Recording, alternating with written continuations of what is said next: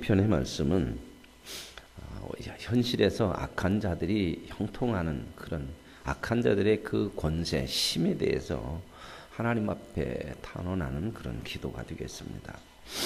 13편은 어려움을 겪는 상황에서 하나님 앞에 도움을 요청하는 기도의 내용이고, 14편에 가면은 하나님이 없다고 하는 사람들의 그 어리석은 사람의 모습을 이야기합니다.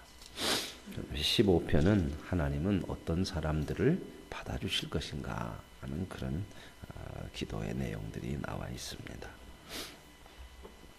다윗의 시라고 되어 있어요. 12편에 여호와여 도우소서, 경건한 자가 끊어지며 충실한 자들이 인생 중에 없어지나이다. 점점 악이 더 커지는 것 같고 하나님의 백성들, 신실한 사람들은 없는 것 같고 하는 그런 모습들이 참 많죠.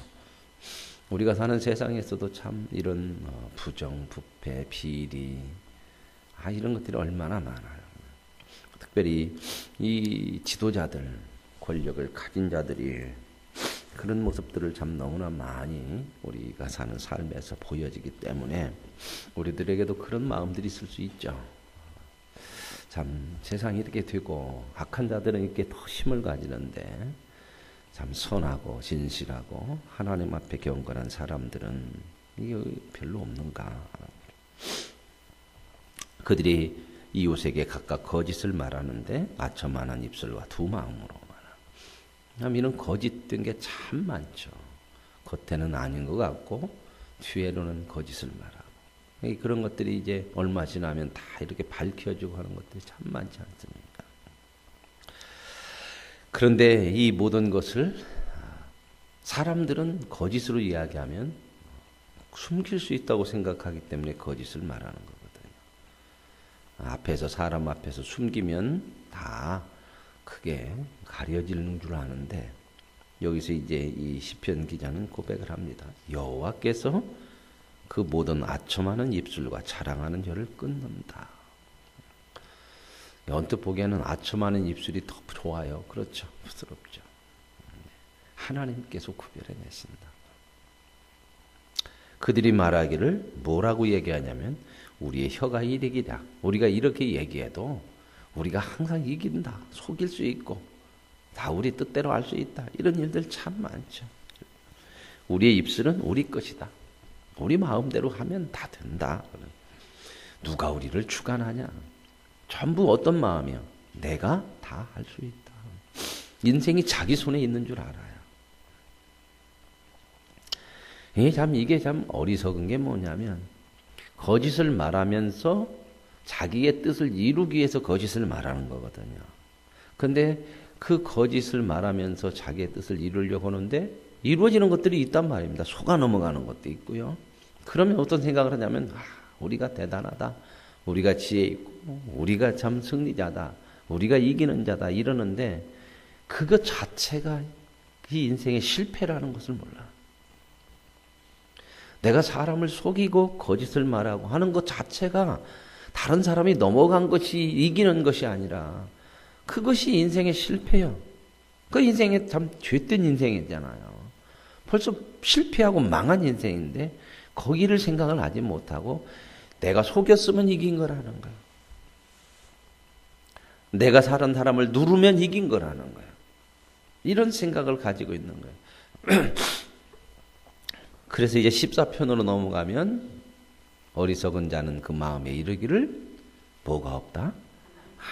하나님이 없으니까 누구 마음대로 돼요? 내 마음. 그러면서 하는 얘기가 우리의 혀가 이긴다. 우리의 입술은 우리 것이니 누가 우리를 주관하냐. 진짜 승리자고 진짜 복 있는 사람은 우리의 혀는 하나님이 주관하시는 걸 믿고 하나님의 뜻에 따라서 살아가는 그러한 백성들이 승리자요. 이게 복된 인생인 줄로 믿습니다. 그래서 보면은 5절에 여호와의 말씀에 하나님은 뭐라고 하시냐? 가련한 자들의 눌림과 궁핍한 자의 탄식으로 하나님께서 그들을 안전지대에 옮긴다. 안전지대에 옮긴다. 이 얘기는 우리는 그러면 하나님 때문에 아무런 어려움을 당하지 않는다. 그 얘기 아니죠. 그죠? 이 현실에서 이런 자들이 있다는 거야. 약한 자들이. 선하게 살려고 하는 사람들을 속이고 거짓으로 하고, 그러나 안전지대로 하나님께서 그런 어려움을 당하는 옮긴다는 건 뭐예요? 그들의 삶이 그들과 같지 않도록 하나님 그런 속에서도 그 삶을 진실하고 하나님을 주로 바라보고 살아갈 수 있는 그 삶을 살아갈 수 있도록 지켜주시는 거예요. 이게 안전지대거든요. 그래서 우리가 그걸 어떻게 이렇게 믿을 수 있느냐? 그래서 이제 6절의 말씀에 여호와의 말씀은 순결하고 흑도가니에 7번 단련한 은 같도다. 자, 여호와의 말씀이 나왔고 앞에서는 뭘 믿을 수 없는 뭐가 나왔어요? 사람의 말. 그죠?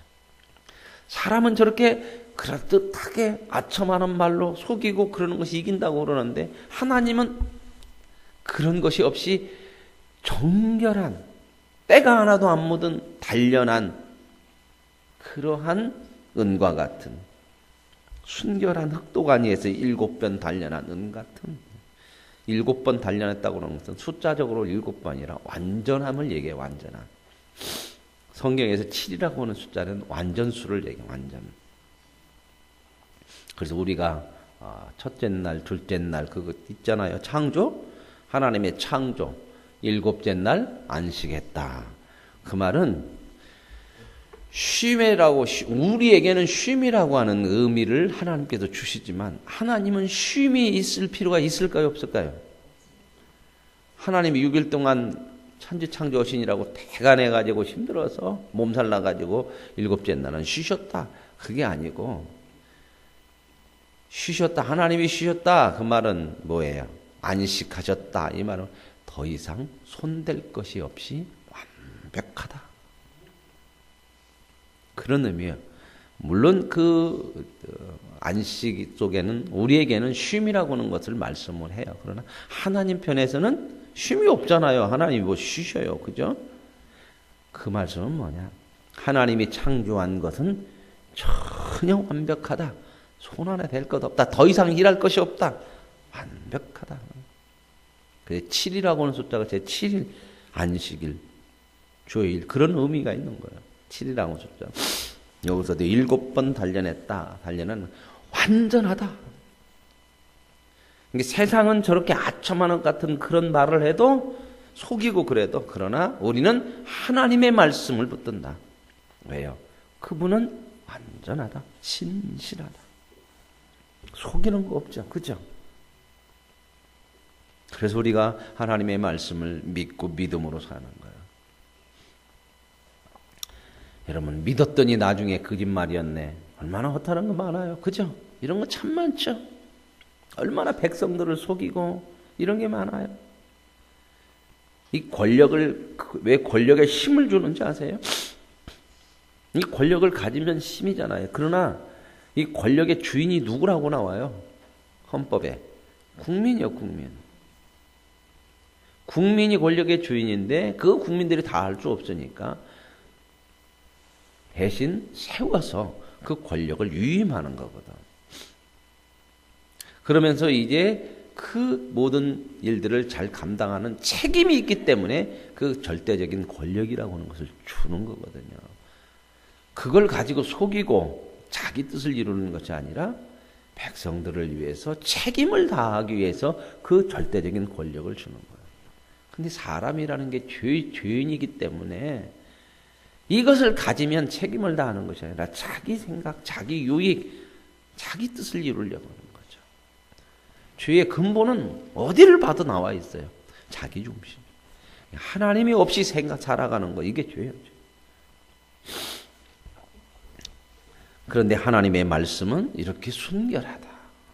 그 말씀은 믿었더니 속았네? 이런저런 없다. 그래서 저와 여러분의 인생에 우리 하나님의 말씀을 붙들고 사는, 그 하나님의 말씀을 믿고 사는 것이 이 믿음이죠. 그래서 하나님께서 이렇게 거짓되지 아니하고 이 거짓된 세상 속에서 거짓된 것으로 공격을 하고 어려움을 우리에게 줄지라도 하나님이 두신 안전지대, 우리는 하나님의 말씀을 붙들고 사는 그 은혜 가운데 사는 것을 하나님께서 우리를 지켜내신다. 그 삶을 살아갈 수 있도록, 그래서 그 인생이 결국은 승리하게 하신다. 그리고 하나님을 신뢰하지 않은 거짓된 것은 결국은 하나님의 심판 속에 망한다 하는 것을 말씀합니다. 13편에서는 이제 어려움을 당할 때에 하나님 앞에 도움을 요청하는 거죠. 하나님 어느 때까지 나를 잊으십니까? 어느 때까지 숨으시겠습니까? 우리가 어려움을 당하고 현실에서 하나님의 도움의 손길이 없다고 느껴질 때 이런 마음들, 이런 고백들이 있죠. 그렇죠? 이런 내용들은 앞에서 많이 얘기했던 사람이 바로 욥과 같은 사람이죠. 그 욥이 우리 같은 사람이죠. 그래서 나의 영혼이 번민하고, 자, 우리가 믿음으로 살 때 이런 번민과 고민들이 참 많이 일어나요. 그죠? 왜 번민과 고민이 일어나요? 믿음이 있기 때문에. 그렇게 안 살아야 되는데 힘들기 때문에 그래요. 그래서 번민하고 고민하는데, 그래서 우리는 어디로 가요? 내가 믿는 하나님 앞에 하나님 도와줘야 되지 않겠습니까? 하나님 도와주세요. 나의 눈을 밝혀주세요. 이 말은 뭔 말이에요? 내게 힘을 주세요. 그 말. 내가 보고 하나님 힘을 얻어준 힘을 주세요. 그러면서 말하기를 5절에 나는 오직 주의 사랑을 의지하여 싸우니. 이 사랑이라고 하는 것은 어디에서 나오는 거예요? 사랑은 뭘 얘기해요? 관계를 얘기하는 관계. 이 관계, 이 사랑의 관계는 끊을 수가 없는 거예요. 부모와 자식의 관계가 아무리 어려움이 있고 방해가 있어도 끊어지지 않는 것처럼, 오늘 저와 여러분이 이 땅을 살아가면서 때로는 하나님 언제까지입니까? 이러한 하나님 앞에 몸부림치는 그러한 기도가 있을 때에도 저와 여러분은 하나님과 이 사랑의 관계를 의지하고, 하나님께서 우리의 아버지 되시고 우리를 구원하시고 우리에게 은혜를 베푸시는 것을 믿는 믿음으로 살게 되는 줄로 믿습니다. 14편으로 가면은 이제 하나님이 없다고 하는 사람들의 그 어리석은 자는 그의 마음에 이르기를 하나님이 없다. 하나님이 없으면 어떻게 하냐? 그들은 부패하고 뱅실이 가증하니 선을 행하는 자가 없다. 하나님이 없으면 인간은 뭐다? 죄인이다. 그들 인생이 부패하고 타락한다. 왜요? 자기 마음대로 살아. 자기 마음대로 사는 것이 왜 부패하고 타락하냐? 죄인이기 때문에. 여러분, 애기는 어느 수준으로 살아요? 애기 수준으로 살아. 죄인은 죄인의 수준으로 살아. 죄인이 죄인의 수준으로 사는데 죄인이 자기 마음대로 살으면 당연히 죄인으로 사는 거예요. 근데 우리는 우리 마음에 누가 계셔요? 그러니 우리가 죄인인 줄 알고 우리 뜻대로 살면 죄된 삶을 살아갈 수밖에 없다는 것을 알기 때문에 우리 마음에 계신 하나님, 우리의 주가 되시는 하나님의 뜻대로 사는 거예요. 이게 바로 의로운 사람이에요. 근데 악인은 뭐예요? 어리석은 자는 마음에 이르기를 하나님이 없다. 그러니 어떻게 해요? 자기 생각대로 죄인의 모습으로 부패하고 가증하고 선을 행하는 거예요. 이게 하나님이 없이 사는 사람들은 하나님이 인생을 굽어 살피니까 아무도 하나님을 찾지도 않아요. 하나님이 없다고 그러니 찾을 리가 없죠. 그죠? 내 맘대로 하고 싶으면 누가 옆에 있으면 좋아 안 좋아? 네? 내 맘대로 하고 싶은데 누가 간섭을 하고 오면 좋아 안 좋아요? 어렸을 때 내 맘대로 하고 싶으면 부모님 알게요? 모르게요? 꼭 자기 맘대로 하려면 모르게요. 그러고 나면 꼭 사고 치고 나죠. 그렇죠? 자기 마음대로 하고 싶은 거예요. 누가 있으면 안 돼. 그러니까 하나님이 없다고 하는 사람들은 하나님을 찾질 않아. 나오질 않아요. 그래서 저와 여러분 하나님께서 찾아오셔서 저와 여러분을 불러주신 줄로 믿습니다. 다 치우쳐 함께 더럽고 선을 행하는 자가 없지 하나도 없더라. 이게 인간의 모습이에요. 이런 자리에서 저와 여러분을 하나님이 찾아오셔서 우리가 하나님 찾아가는 사람은 아무도 없어요. 이 은혜지 은혜. 주의 가운데 있는데 하나님을 찾겠냐고요. 못 찾아요. 그러면서 4절 이렇게 얘기해요. 죄악을 행하는 자는 다 무지하냐? 이 말은 뭔 말이에요? 이런 말이에요. 죄악을 행하는 자는 어찌 그리 어리석으냐? 그 말이에요. 어찌 그리 어리석으냐? 근데 그 어리석음을 몰라. 그들이 떡 먹듯이 내 백성을 먹으면서 여호와를 부르지 않는다. 그러죠. 하나님의 백성을 해치고 그러면서도 하나님을 두려워하지 않아. 하나님 백성 해치는 거 하나님이 가만히 계시겠습니까? 근데 그걸 인정을 하지 않는 거예요. 그러나 거기서 그들은 두려워하고 두려워했으니 왜 두려워해? 하나님이 그들을 심판하실 것이다. 하나님은 의인의 세대에 있어요. 의인 편에 있는 거죠. 의인 쪽에. 너희가 가난한 자의 계획을 부끄럽게 하나 오직 여호와는 그의 피해난 척 된다.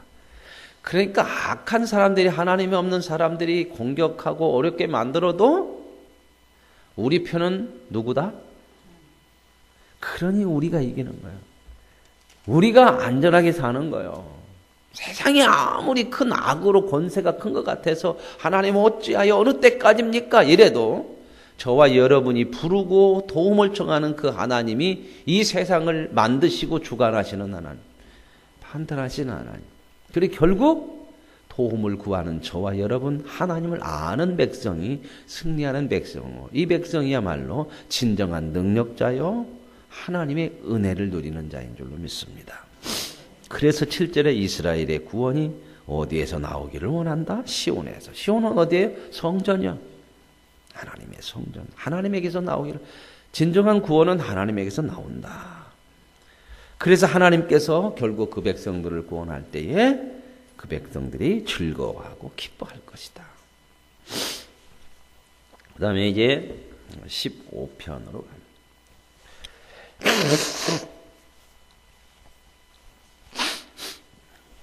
이 15편은 원래 이 순례자들의 그런 기도다 이렇게도 이야기를 해요.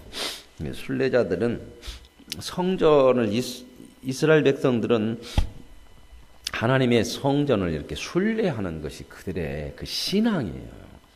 그래서 절기 때라든지 이런 데 멀리 떨어져 있어도 외국에 나가 있어도 그 순례 때가 되면 절기 때가 되면 하나님의 성전으로 와서 하나님 앞에 예배하고 그런 순례가 있었거든요. 그래서 이제 이 사람들이 이제 멀리서 오던 이렇게 외국에서 오면 성전 앞에 서서 이제 이렇게 이제 묻고 대답하는 형식으로 이렇게 나왔던 그런 시라고 얘기를 해요. 이제 사람들이 와서 순례하고 와서 이제 먼 길을 왔잖아요. 와가지고 성전 앞에 딱 서서 이렇게 고백을 해요. 여호와여 주의 장막에 머무를 자. 이 하나님의 집에 들어가서 머무를 수 있는 자가 누구며 이 하나님의 집의 성산에 있을 자 사는 자 누구가 있을 수 있겠습니까? 이렇게 이제 물어. 그러면 제사장이 안에 있는 이제 제사장이 이렇게 얘기해요. 정직하게 행하며 공의를 실천하며 그의 마음에 진실을 말하며 그의 혀로 남을 헐뜯지 않고 이웃에게 악을 행하지 않고 이웃을 비방하지 않는 자가 하나님의 집에 머무를 수 있습니다. 이렇게 얘기하는 거예요. 이게 뭐예요? 신앙을 고백하는 거죠. 그죠? 우리들이 하나님 앞에 와서 그러잖아요. 하나님, 제가 왔습니다. 우리도 일주일 동안 살다가 순례하다가 오죠. 그죠? 하나님 성전으로 순례 왔잖아요.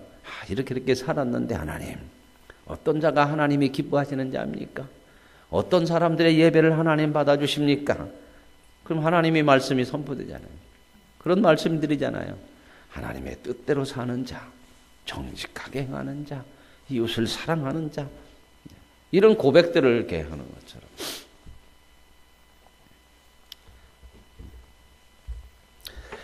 그러고 나서 이제 2절 3절은 어떤 자가 하나님 앞에 하나님의 백성이고 하나님의 집에 머무를 수 있겠습니까? 그때 이웃을 사랑하는 거예요. 그 다음에 4절에는 그의 눈은 망령된 자를 멸시하고 여호와를 두려워하는 자를 존대하며, 이 말은 뭔 말이에요? 분별할 수 있는 자. 무엇이 진정한 선이고 무엇이 악인 줄, 하나님이 기뻐하는 것이 기쁨이고 하나님이 원하시는 것이 우리의 소원인 것을 알 수 있는, 분별할 수 있는 자들, 이런 자들이 하나님의 백성이에요. 그죠? 로마서 12장에 바울이 얘기하잖아요. 너희는 내가 하나님의 모든 자비하심으로 너희를 권하노니 너희는 이 세대를 본받지 말고 오직 마음을 새롭게 함으로 변화를 받아 하나님의 선하시고 기뻐하시고 온전하신 뜻이 무엇인지 분별하도록. 하나님의 백성은 이렇게 분별할 수 있는 자란 말이죠. 너희는 이런 사람들 아니냐? 이게 하나님의 성전에 지금 온 순례자들은 하나님의 백성들이잖아요. 다 지금 그런 얘기를 하는 거예요. 그러면서 그의 마음에 서원한 것은 해로울지라도 변하지 아니하며, 네가 하나님 앞에 서원했으면 네 유익 때문에 좀 손해나는 것 같다고 마음을 바꾸지 말아라. 진실함으로 하나님 앞에 대하라. 그리고 나서 5절에도 이웃을 향해서 악한 이자를 받는다든지 고리대금을 한다든지 이런 거 하지 않는 그런 사람들, 이런 사람들을 하나님이 기뻐하시고, 그런 사람들이 하나님 앞에 설 수 있는 자격이 있고, 그런 사람들이야말로 진짜 하나님의 백성이니, 너희들이 이 성전에 와서 순례하고 성전에 와서 하나님 앞에 제사를 드리려고 할 때에 이런 사람으로 살아야 된다. 삶에 대한 얘기를 하는 거거든요. 야, 순례 왔죠? 와서 순례하고 왔다 갔네. 그것만 중요한 게 아니라 이 고백들이 있어야 되는 거예요. 우리 하나님 앞에 일주일 동안 살다가 하나님의 성전에 와서 하나님 예배 드리고 갔습니다. 나 도장 찍었습니다. 그래갖고 출석부에다가 1년 52번 그거 갖고 하나님 앞에 가갖고 하나님 52번 한 번도 안 빠졌습니다. 물론 그것도 좋죠. 그러나 더 중요한 게 뭐야? 이런 고백들을 우리가 하나님 앞에 나올 때마다 하나님의 성전에 설 자가 누구고 하나님의 성산에서 살 수 있는 사람이 누굽니까? 우리의 고백들을 자꾸 이야기하는 거죠. 진실하게 행하고 이웃을 사랑하고 거짓을 말하지 아니하고 분별하며 살아갈 수 있는 사람, 그런 사람이어야 되지 않겠느냐? 하나님의 말씀을 듣고 우리가 삶에서 그렇게 또 살아가는, 그리고 또 하나님 앞에 와서 또 고백하고. 오늘 저와 여러분 이런 하나님의 백성인 줄로 믿습니다. 우리의 삶 속에서 또한 하나님 앞에 나와서 이런 신앙의 고백들을 통해서 점점 하나님의 사람들로 세워져 가고, 이 땅이 악해져 가더라도 하나님의 백성들이 결국 승리할 수 있고, 그 승리를 믿고 그 하나님을 믿고 하나님의 사랑에 의지해서 믿음으로 살아갈 수 있는 저와 여러분의 복 있는 삶이 되어질 수 있길 원합니다. 오늘 하루도 그 은혜의 삶을 고백하며 살아갈 수 있길 원합니다. 하나님 아버지, 여호와여, 어찌하여 세상이 이렇게 어지럽고 언제까지 우리에게 도움을 주시겠습니까? 답답한 마음, 답답한 현실을 바라보면서 하나님을 향하는 우리의 마음을 하나님이 주셨으니 감사합니다. 하나님, 세상은 거짓과 아첨이 많지만 여호와의 말씀은 7번 단련한 은같이 신실하오니 하나님의 말씀을 붙들며 살기를 원합니다. 하나님, 여호와의 주의 장막에 머물 자 누구겠습니까? 주의 성산에 살 수 있는 자가 누구겠습니까? 정직을 행하고 이웃을 사랑하고 분별할 수 있어서 하나님의 뜻이 우리의 뜻이 되고 하나님의 소원이 우리의 소원이 되며 하나님의 기쁨이 우리의 기쁨이 되는 그 믿음으로 사는 거룩한 백성 되게 하여 주옵소서. 그 백성이 능력 있는 자요 승리자요 결국 하나님 앞에 인정받고 하나님의 도움과 사랑 가운데에 안전지대에 거하며 살아가는 복 있는 인생인 줄로 믿습니다. 이 은혜를 누리게 하옵소서. 예수님의 이름으로 기도합니다.